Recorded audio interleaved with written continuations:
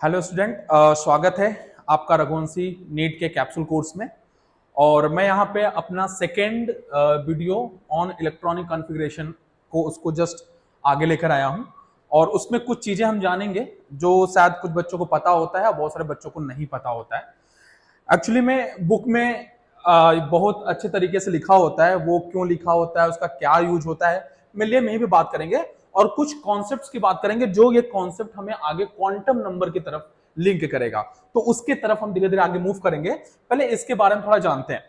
अगर आप इसको ध्यान से देखो, अगर आप मेरा इसका प्रीवियस वीडियो आपने देखा होगा अगर, तो मैंने ये कैसे डेवलप करते हैं और क्या इसका कॉन्सेप्ट होता है, ये मैंने आपको फर्स्ट वीडियो में बता के रखा है, जो कि आपको प्रीवियस इस चैनल पे आपको मिल जाएगा। तो इसमें मैंने आपको एक्चुअली में बताया क्या है, जैसा कि मैंने आपको ट्रिक आप लोगों को समझाया, बस वही लिखा और कुछ एग्जैक्ट नहीं लिखा है।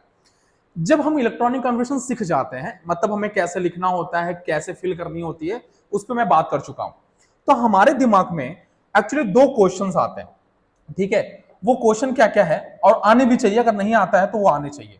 पहला क्वेश्चन ये है कि सर जो इलेक्ट्रॉन की फीलिंग हम ये किसमें करते हैं, ये आपका एक तरह से सबसेल का इलेक्ट्रॉनिक कन्फिग्रेशन का ऑर्डर है। तो सर इसमें जो हम करते हैं, जैसे कि एक नॉर्मल क्वेश्चन मैं आपको के दिमाग में डेवलप करना चाहता हूं। जैसे देखो यहाँ पे 3s है और 3p है, अगर ध्यान से देखो तो यहाँ पे 3s एंड 3p। तो 3s और 3p में जब इलेक्ट्रॉन हम फिल करते आ रहे हैं, और 3s से 3p आप पहले इसको भी देख सकते हो, 2s एंड 2p, और किसको देख सकते हो आप यहाँ पे, आप 4f एंड 4d को भी देख सकते हो, 5f एंड 5d को भी देख सकते हो। तो यहाँ पे आपको ये क्वेश्चन आना चाहिए कि सर यहाँ पे 2s एंड 2p दोनों है, तो इलेक्ट्रॉन की फीलिंग हम फर्स्ट इसमें क्यों कर रहे हैं, हम इसको 2p को पहले क्यों नहीं कर सकते। ठीक है, बात मेरा समझ पा रहे हो कि पहले हम 2p में पहले क्यों नहीं फिल कर सकते, पहले 2s में क्यों फिल करते हैं। एक क्वेश्चन तो हमारा ये हो गया कि इसमें फिल करते हैं। ओके, तो पहला क्वेश्चन हम आपके दिमाग में क्या आना चाहिए कि 2s में पहले फिल करते हैं, 2p में बाद में, ये क्यों। सेम एज क्वेश्चन यहां पे आपको ध्यान रखना है, सेम एज वहां याद कर रखना है, और सेम एज जहां जहां मैंने आपको अंडरलाइन किया है वहां आपको ये क्वेश्चन दिमाग में आने चाहिए। सेकंड क्वेश्चन आपके दिमाग में ये आना चाहिए कि सर हमें 1s दिख रहा है, बहुत अच्छे से दिख रहा है, हमें 2p भी दिख रहा है, अच्छा बहुत अच्छे से दिख रहा है, सर हमें 3d भी दिख रहा है, अच्छा कोई दिक्कत नहीं दिख रही, हमें सर 4f भी दिख रही है, ठीक है, बहुत अच्छे से दिख रही है, 4f भी दिख रही है। तो हमें ये 4f भी दिख रही है, 1s 2p 3d सब कुछ दिख रही है, बट मेरा क्वेश्चन ये है कि सर ये तो दिख रहा, बट सर हमें क्या क्या नहीं दिख रहा, 1p नहीं दिख रहा, ठीक, हमें और क्या नहीं दिख रहा, 1p नहीं दिख रहा, हमें और क्या 2d नहीं दिख रही, सर 2d नहीं दिख रही, हमें 3f नहीं दिख रहा, और हमें 3f नहीं दिख रहा, एंड सो ऑन, मतलब ये दो चीजें हमें नहीं दिख रही। तो ये क्यों नहीं दिख रही, हमें 1s पता जाता है, 1p क्यों नहीं बताया जाता, हमें आपका 2p एंड 2s बताई जाती पर 2d नहीं बताई जाती, हमें 3s 3p 3d बताई जाती पर 3f नहीं बताई जाती। तो ये दोनों क्वेश्चन को हम आपको इस वीडियो में बताने वाले हैं। तो एक तरह से मैंने आपके दिमाग में क्वेश्चन बताया कि क्यों ये दो चीज हम अपने दिमाग में नहीं सोचते हैं, इस वजह से थोड़ा सा इससे कॉन्सेप्ट बिल्ड होगा। तो आइए इसको हम समझते हैं, ठीक है। तो इसको समझने के लिए हमें कुछ रूल जानना है। वो रूल क्या है, ध्यान से, पहले मैं किस क्वेश्चन का आंसर देता हूं, पहले मैं आपको क्वेश्चन का आंसर देता हूं कि 1s आपका 2s एंड 2p में पहले फिल क्लियर नहीं करते। तो ध्यान से सुनना, क्या होता है एक्चुअली, जब हम इलेक्ट्रॉन की फिलिंग करते हैं ना, मतलब हम जब इलेक्ट्रॉन की फिलिंग कर रहे होते हैं, तो इलेक्ट्रॉन की फिलिंग करते समय कुछ चीजें हमें ध्यान रखनी होती है। क्या चीज, इसको ध्यान से देखते हैं, ठीक है। यहां पे आप लोग देखो ध्यान से, तो मैंने कुछ रूल दिया है, जैसा कि आप लोग रूल जानते हो। वो रूल क्या है, ध्यान सुनो। पहला रूल जो होता है वो आपका क्या है, पहला रूल आपका पॉल एक्सक्लूजन रूल है, ठीक है। पॉल एक्सक्लूजन रूल क्या कहता है, अगर एक शब्द में बोले तो सिंपल मतलब इसका ये होता है कि there are two possible value of s orbital can hold more than. इसका कहने का मतलब यह है कि जो एक बॉक्स जो हम बनाते हैं, this is the one box, ठीक है, इन बॉक्स में जो हम दो इलेक्ट्रॉन रखते हैं, एक एंटीपोलर एक पोलर, मतलब क्लॉकवाइज एंड एंटी क्लॉकवाइज, तो ये दोनों इलेक्ट्रॉन का नेचर अलग होगा, कभी भी सेम नहीं हो सकता। इसको कौन बताता है, पॉल एक्सक्लूजन रूल। ये आप अच्छे से इससे पढ़ पाओगे। सेकंड चीज, मैं अगर सेकंड बात रखूं तो सेकंड हमारी क्या बात है ध्यान रखनी है, सेकंड हमारी बात याद रखनी है, हुंड रूल।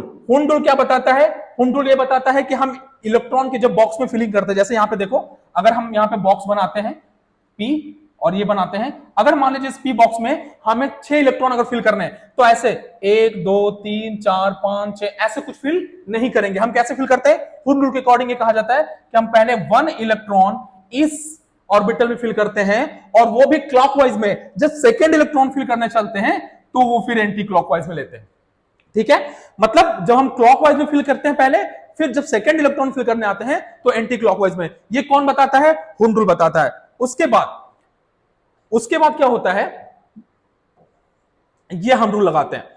यहां पे हमें रूल ध्यान से देना है। ठीक है, अब यहां से ही हमारा जो फर्स्ट क्वेश्चन था उसका आंसर मिलेगा। क्या?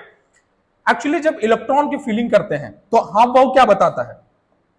हाफ बाउ रूल जो हमारा बताते हैं वो क्या एक्चुअली बताते हैं? वो ये बताते हैं कि जब हम इलेक्ट्रॉन की फिलिंग करते हैं ऑर्बिटल्स में और तो क्या करते हैं, उसमें हम इलेक्ट्रॉन की फिलिंग लो एनर्जी से हाई एनर्जी की तरफ इलेक्ट्रॉन की फिलिंग करते चलते हैं। ठीक है, तो एक्चुअली में यही बात करता है। एक तरह से ये जो हम याद करते हैं ना, जिसको मैंने टेम्पलेट बोला था फर्स्ट वीडियो में, तो जो याद करते हैं वो इंक्रीजिंग ऑर्डर ऑफ एनर्जी के बेसिस पे याद करते हैं, जो उसको मैंने ट्रिक सिखाया हूं। तो अब वो ये कहता है, इनका एक रूल होता है, वो रूल क्या है? N+L rule. ठीक है, ये N+L रूल पे ये एनर्जी निकालते हैं। अब एनर्जी कैसे निकालेंगे, ध्यान सुनना। पहले मैं आपको बता दूं, जो यहां पे जो आपका लिखा हुआ है, यहां पे जो आपका 1s 2s 2p 3s जो मैंने आपको याद करवाई है, जो लिखा हुआ है, इसमें ध्यान से देखो। अगर मैं एग्जांपल के तौर पे लेता हूं 1s, ठीक है, तो यहां पे जो ये वैल्यू होती है, इसको खैर आगे हम क्वांटम नंबर जब पढ़ाएंगे तो डिस्कस डिटेल में करेंगे। ये वैल्यू n की होती है। ठीक है, और जो l की वैल्यू होती है इसको भी हम डिस्कस करेंगे। l की वैल्यू s के लिए क्या होती है? 0, p के लिए क्या होती है? 1। ये थोड़ा सा आपको याद कर लो। ठीक है, और d के लिए 2 और f के लिए 3 वैल्यू होती है। ये L की वैल्यू मैंने बताया for S, for P, for D, for F। And जो आपका ऑर्बिटल के जस्ट पहले जो नंबर लिखी होती है वो एक्चुअली में N की वैल्यू होती है, जिसको हम प्रिंसिपल क्वांटम नंबर बोलते हैं। ठीक है, तो इसी रूल पे हम लगाते हैं। अब मेरा क्वेश्चन क्या था कि हम 2s पे फिल करते हैं, 2p में पहले क्यों फिल नहीं करते? तो देखो, हम यहां पे लिखते हैं 2s और यहां पे लिखते हैं 2p। हम इनके N+L वैल्यू निकालते हैं। ठीक है, क्या निकालते हैं? 1+L वैल्यू अगर हम निकालें इसकी तो कितनी आएगी? देखो, 2 + 0 कितनी आ जाएगी? 2। अच्छा, इसकी एनर्जी वैल्यू 2 आई। अच्छा, यहां पे आते हैं, यहां पे क्या आएगा? 2 + L की वैल्यू 4p = 1, यानी कि इक्वल टू कितनी आ गई? 3। ओके, तो इसका मतलब आप बाउ के अकॉर्डिंग 2s और 2p में पहले इलेक्ट्रॉन किसमें जाएगा? क्योंकि आप बाउ ने क्या बताया था कि जिसमें लोएस्ट एनर्जी होती है उसकी फिल करते हैं, यानी कि हम 2s में फिल करेंगे, ना कि हम पहले 2p में फिल करेंगे।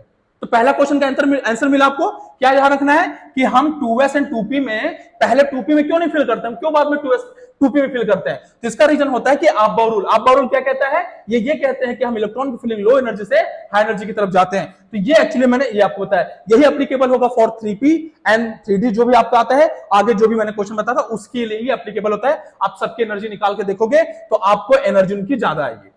अच्छा, ये बात क्लियर हो गई? ओके, अगर ये बात क्लियर हो गई तो हम थोड़ा सा चलते हैं एक और बात पे, और वो ये बात है कि सर अगर हम बात करें 2s 2p एंड 3s, अब हमारी जो बातें होंगी सर इसमें होंगी, किसमें? 2p एंड 3s में। अच्छा, आपने तो बोल दिया सर एनर्जी रूल, तो कुछ बच्चे लगा रहे होंगे एनर्जी रूल, तो यहां पे एनर्जी रूल लगाएंगे तो N+L की जो वैल्यू आएगी वो क्या आएगी? 2 + p। L की वैल्यू क्या होती है p के लिए? 1। सर 3 आ गया। अच्छा, अब यहां भी बच्चे लगाएंगे क्या सर? N+L, यहां पे भी वैल्यू लगाएंगे तो 3 + S के लिए, किस S के लिए L की वैल्यू 0, कितनी आ गई? 3। ये क्या सर? अभी आपने बताया कि इन जिसकी एनर्जी मिनिमम होती है उसमें इलेक्ट्रॉन पहले फिल करते हैं, जिसकी मैक्सिमम उसमें फिल करते हैं। यहां दोनों की तो एनर्जी सेम आ गई, फिर भी आपने 2p में पहले क्यों फिल किया, 3s में क्यों नहीं फिल किया? अब बात यहां फंस गई। तो यहां पे बात जब फंसी तो आप बाउ को पुकारा गया, तो आप बाउ ने फिर कहा, देखो ध्यान से सुनो मेरे रूल को, N+L की वैल्यू से आप एनर्जी निकालते हो, ठीक है, बट अगर एन अभी आप कभी भी आपकी अगर एनर्जी की वैल्यू सेम हो जाए तो जो लोवेस्ट एन की वैल्यू होती है, लोवेस्ट, ठीक है, जो लोवेस्ट एन की वैल्यू होती है उसकी एनर्जी हम कम मान लेते हैं, और जो एन की वैल्यू ज्यादा होती है उसकी एनर्जी एन मात्र। इन दोनों की एनर्जी सेम आई तो 2p में एन की वैल्यू लोवेस्ट है, इस वजह से 2p की एनर्जी लो हो जाती है और 3s की ज्यादा हो जाती है। तो इसको हम पूरा फिल कर लेते हैं। क्वेश्चन पहले का समझ में आया? पहला जो मैंने क्वेश्चन उठाया था वो समझ में आया। अब हमारा सेकंड क्वेश्चन, सेकंड हमारा क्वेश्चन क्या था कि 1s एग्जिस्ट करता है पर 1p नहीं करता, 2p एग्जिस्ट करता है पर 2d एग्जिस्ट नहीं करता, 3d एग्जिस्ट करता है पर 3f एग्जिस्ट नहीं करता। तो उसकी बात करते हैं। उसका जो याद रखना है, ये क्वांटम नंबर का एक रूल होता है, ठीक है, जो आगे हम क्वांटम नंबर इसकी जस्ट बात पढ़ने वाले हैं। तो यहां पे जो रूल कहते हैं क्वांटम नंबर का, कि क्वांटम नंबर के according n value always greater than l, always l value is greater than equal to m and s value never will be 0, it always either +1 मतलब +½ या -½ ये हमें बताता है क्लॉकवाइज, ये हमें बताता है क्लॉकवाइज, ये हमें बताता है एंटी क्लॉकवाइज। खैर इसकी डिटेल बात करेंगे, चर्चा करेंगे हम।